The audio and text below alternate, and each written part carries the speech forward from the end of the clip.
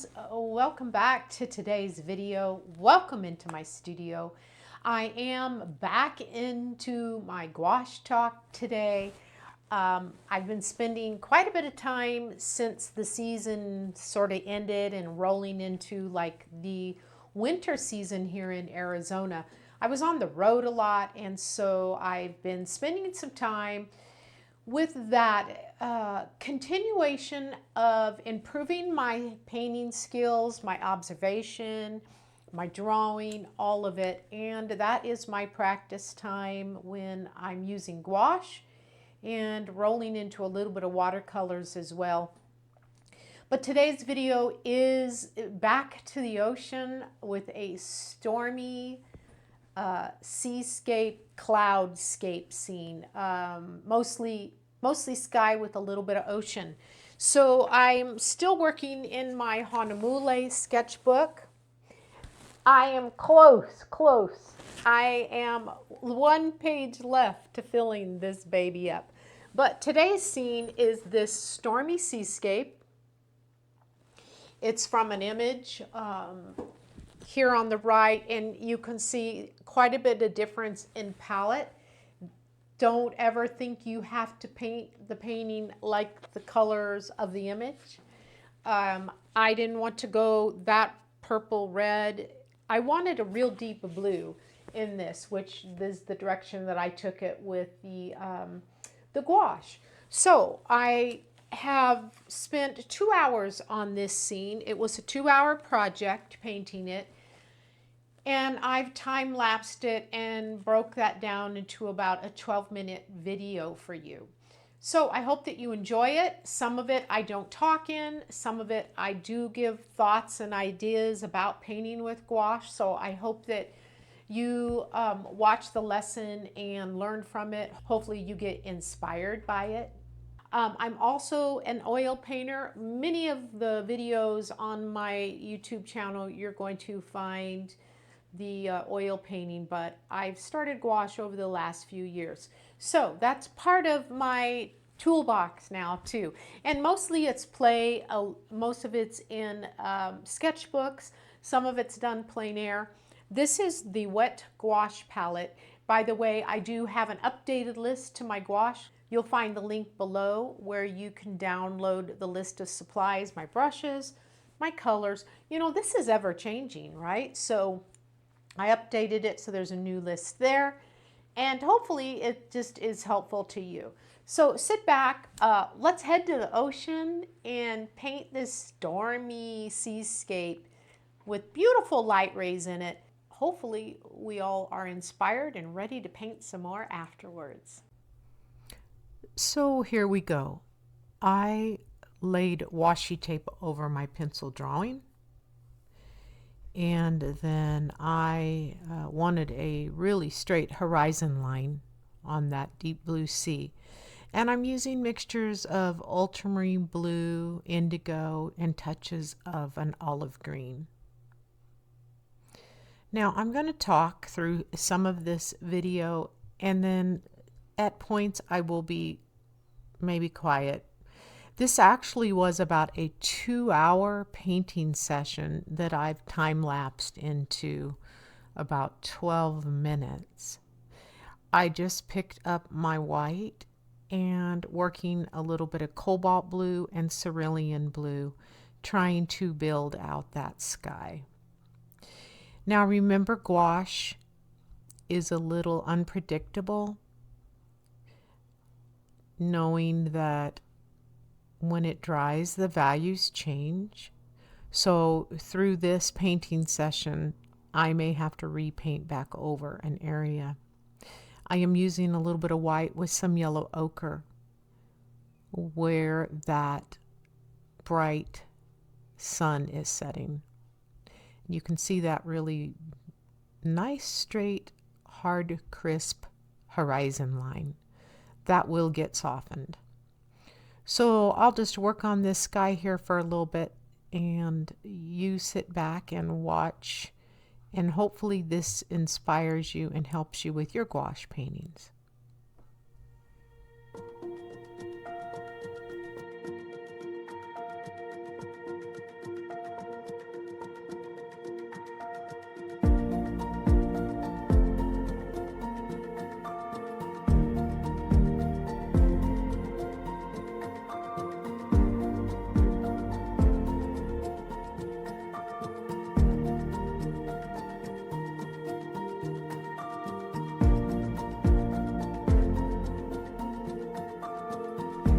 right here at this point, all I'm using is a damp brush. It's barely got moisture in it to reactivate the light white and yellow ochre, and I'm carefully softening that into the blues. I don't want it to go green, but I have enough white in that mixture that's keeping it from going green. So that whole softening takes effect with just a damp brush. Now I'm going to block in the darker areas of the clouds and just keep trying to move my way through this sky.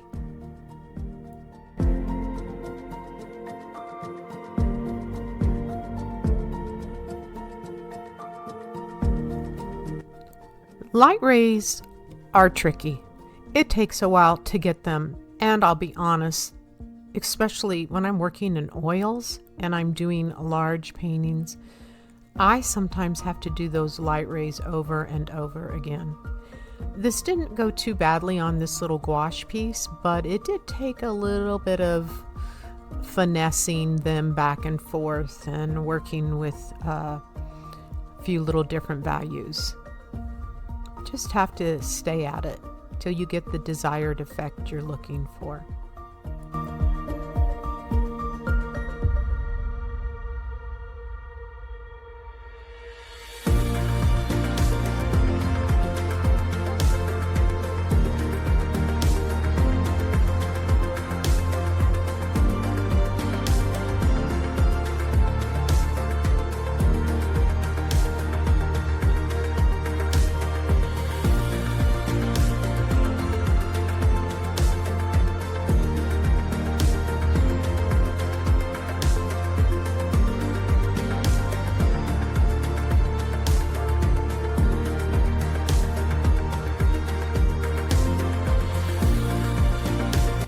By the way, that brush I'm using is a Princeton Velvet Touch, and it's called the Stroke, and it's the 1/4 inch.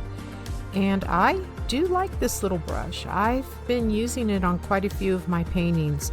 So these Princeton Velvet Touch brushes for gouache have been working out pretty nice for me.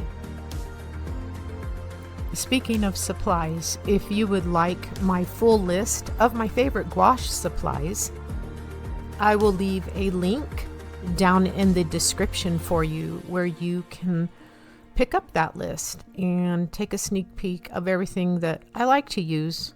Some of my favorite colors, brushes, that type of stuff.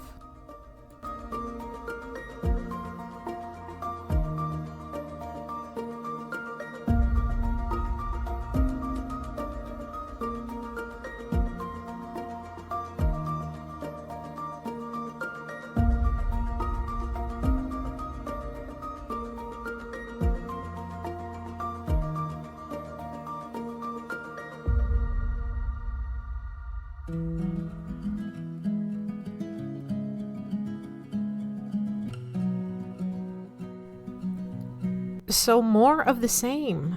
I'm coming along and tweaking out a little bit of those highlights and then taking that same highlight down into the water. Now, a lot of that in the water that I'm putting on will get softened, but you just got to lay the paint on there so you have something to work with. Then I'm going back with just a very small damp brush. There's not a lot of water on that brush. Picking up a light blue to start creating those foam patterns and just kind of finding my way through this.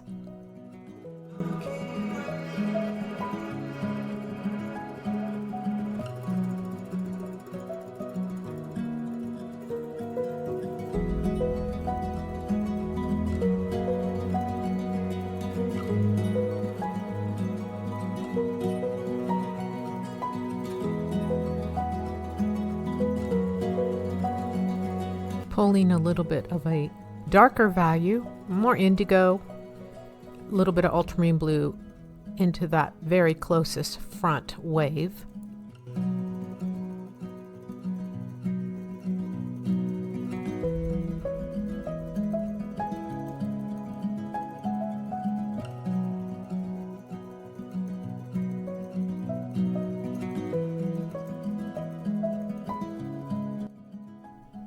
There's just no way around it. This just takes time.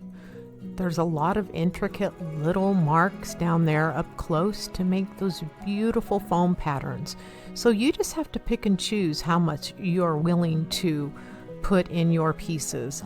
I enjoy just bringing in some of this refinement, especially up close in this scene.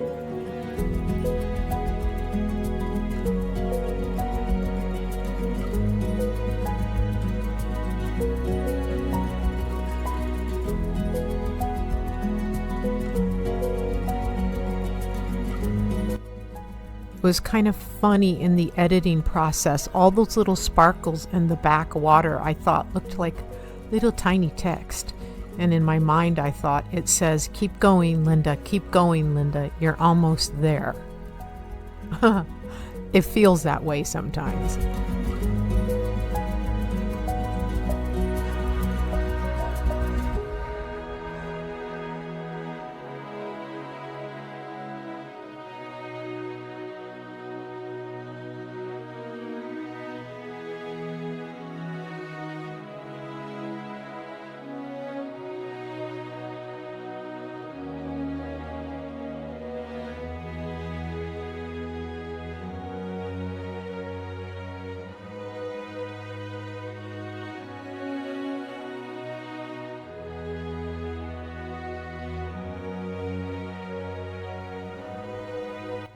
I got a little hot up close, and I'm going to come back with paint and cover up some of that close-up light. As you can see, I did it quickly there. I don't know why, but I think the camera got shut off. Jumping back up just to tweak a little more in the sky. And then what I think up in the sky, I think down in the water. Where would I see it? And just taking a very small rigger brush and bringing some of the lights. And sometimes I put too much light on it, and then like you saw earlier, I have to take it back off again. It's a back and forth with this.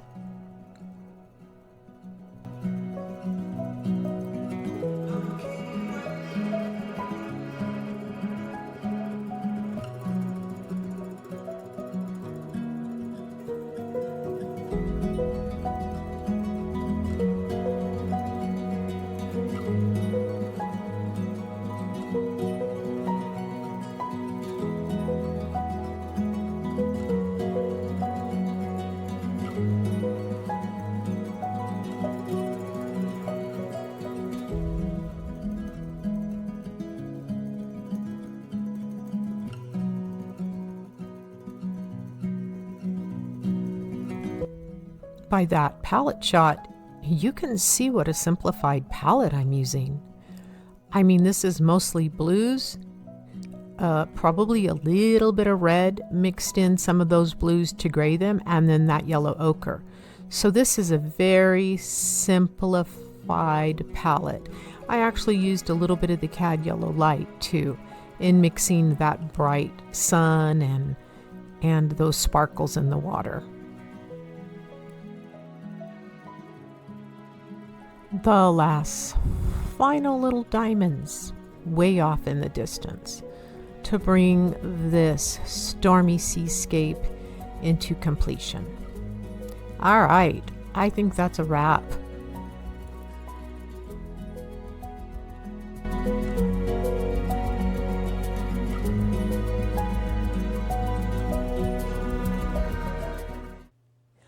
Okay, I hope that you enjoyed that video. If you're not subscribed, please consider subscribing and like my video. It helps me out on YouTube. Also, there is a link below this video where you can sign up and receive free information, free lessons from me. I send out a Teaching Tuesday email that's jam-packed full of good painting tips and a lot of ideas and inspiration. So if you're not receiving Teaching Tuesday, look below the video for the link where you can receive Teaching Tuesday emails, and I'll be in touch with you. I'll send you some good stuff. All right, my friend, thanks again for stopping by. Thanks for watching this video. And remember, always enjoy the journey. This is a fun business we're in, so let's enjoy it and keep right on rolling.